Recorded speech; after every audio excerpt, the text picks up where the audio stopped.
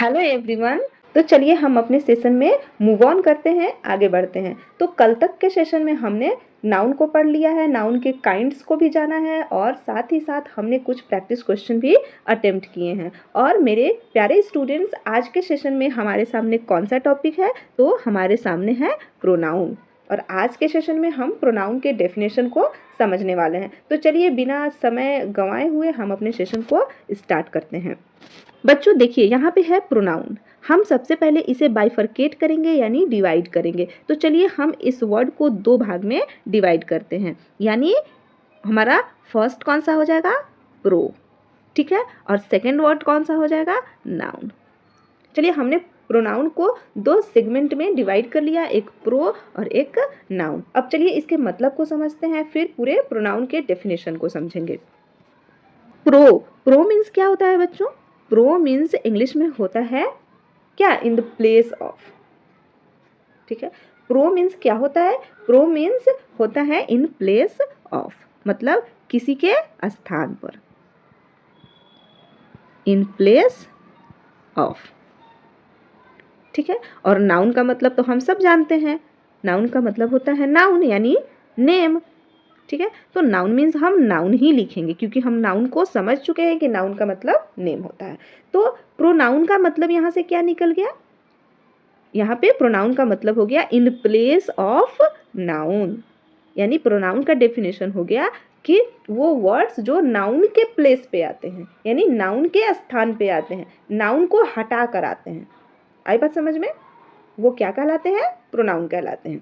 तो चलिए हम इसके डेफिनेशन को लिखते हैं। तो क्या हो जाएगा? A pronoun is a word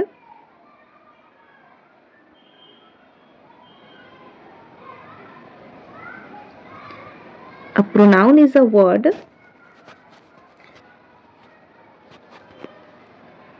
which comes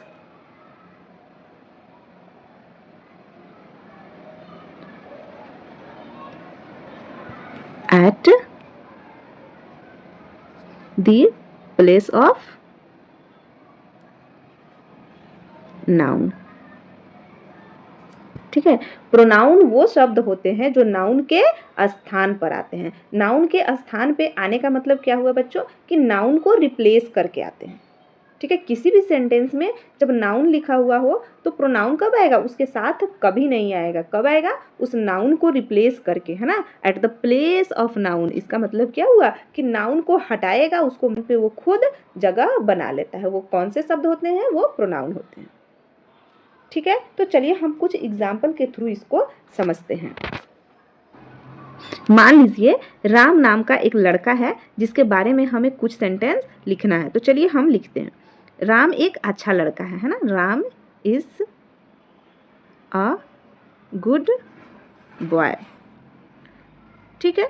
अब इसके बाद लिखना है कि राम स्कूल जाता है। राम डेली स्कूल जाता है। तो फिर क्या लिखेंगे? राम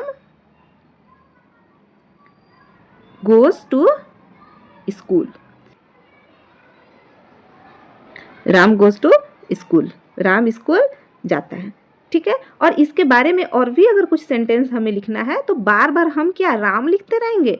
राम ऐसे ऐसे डॉट डॉट डॉट। जब भी हमें राम के बारे में लिखना है तो क्या हम बार बार राम को लिखेंगे? नहीं लिखेंगे। इसी रिपीटेशन को, यानी कि यहाँ भी हमने राम लिखा, यहाँ भी राम लिखा, यहाँ भी राम लिखा, तो ये जो राम है यानी ये जो नाउन है वो बार बार रिपीट हो रहा है। तो इसी रिपीटेशन को रोकने के लिए हम किसका यूज करते हैं? प्रोनाउन का यूज करते हैं। आई बात समझ में? हम क्या लिखेंगे? हमें कैसे लिखना होगा? Ram is a good boy. हम फर्स्ट टाइम तो नाउन का नाम लिखेंगे ही लिखेंगे, है ना। जब भी हम किसी पैराग्राफ को स्टार्ट करेंगे, सेंटेंस को स्टार्ट करेंगे, तो फर्स्ट टाइम तो हमें नाउन लिखना ही है। लेकिन उसके आगे हम बार बार एक ही नाउन को रिपीट करेंगे तो ये सुनने में, बोलने में, है ना, अच्छा नहीं लगता है। तो हम रिपीटेशन ऑफ नाउन, यानी कि नाउन जो बार बार आ रहा है उसे रोकने के लिए किसका यूज़ करते हैं? प्रोनाउन का यूज़ करते हैं। किसके जगह पे? नाउन के जगह पे, ठीक है। तो हम इसे इस तरह ना लिखकर कैसे लिखेंगे? हम लिखेंगे जैसे हम अगर सेंटेंस बनाए तो ऐसे लिखेंगे, Ram is a good boy. चलिए हो गया। अब दूसरा, अगर इसी के बारे में दूसरा सेंटेंस लिखना है तो हम लिखेंगे ही, क्यों ही लिखेंगे? क्योंकि बार बार हम राम नहीं लिखेंगे। राम हमारा एक लड़के का नाम है, तो लड़के के लिए क्या आता है? ही प्रोनाउन का यूज होता है। ठीक है, ये हम आगे समझेंगे कि लड़का के लिए कौन सा प्रोनाउन, लड़की के लिए कौन सा प्रोनाउन। आई बात समझ में? तो अभी बस हमें यहाँ समझना है कि प्रोनाउन कहते किसे हैं और इसका यूज कहाँ होता है। तो हमें बस यहाँ समझना है कि प्रोनाउन का यूज नाउन के रेपिटेशन को रोकने के लिए होता है, नाउन के स्थान पे। तो जैसे हमने पिछले स्लाइड में यहाँ पे क्या लिखा था? राम गोज टू स्कूल, है ना। तो हम अब क्या लिखेंगे? अब लिखेंगे हम ही गोज टू स्कूल, है ना। राम को हमने हटा दिया, ही गोज टू स्कूल। जब मैं ये लिखी ही गोज टू स्कूल, तो इसका मतलब भी तो वही समझ में आया ना कि राम अच्छा लड़का है, वह स्कूल जाता है। और पिछले स्लाइड में हमने क्या देखा था? हमने देखा था कि Ram goes to school, Ram अच्छा लड़का है, राम स्कूल जाता है। तो बार बार हम राम को नहीं लिखेंगे, क्या करेंगे? उस राम के रेपिटेशन को रोकने के लिए राम के जगह पे ही का यूज कर देंगे। ठीक है, इसके बाद राम के बारे में जो भी बातें हमें लिखनी है, जैसे ही ईट्स, क्या खाता है? ही ईट्स रोटी। ठीक है, तो हम जब भी कुछ लिखेंगे, है ना, राम के बारे में, तो हम अब राम का यूज नहीं करेंगे, उसके जगह पे प्रोनाउन का यूज करेंगे। यानी राम के लिए कौन सा प्रोनाउन होगा? ही होगा, तो हम ही का यूज करेंगे। आई बात समझ में? अब जो भी इसके बारे में हमें लिखना है, तो हम ही का यूज करेंगे और लिखते चले जाएंगे।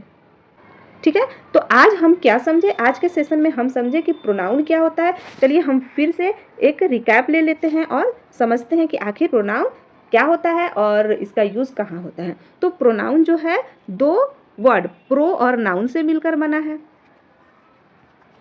ठीक, प्रो मीन्स क्या होता है? In place of,